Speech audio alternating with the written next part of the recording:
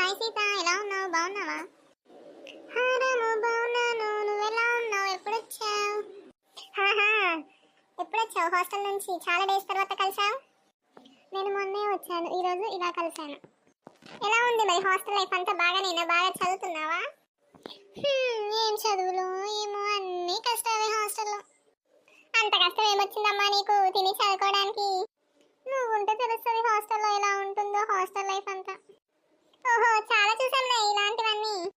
అవునవును, నువ్వు బాగా చూసావు. సగం సగం చదువుతుంది. ఏంటి, నేను సగం చదివానా? ఏబీసీలు చెప్పమ్మా ఒకసారి. హాహా, నాకు ఏబీసీలైనా వచ్చు, నీకు అవి కూడా రావా? అవి కూడా అడుగుతున్నావు. హాహాహా, నీకు వచ్చలేదా అని అడిగాను. నువ్వు చదువుకుంటూ నన్ను ఎందుకు అడుగుతావులే? అయినా నువ్వు చదువుకోకనే కదా ఇలా ఉన్నావు.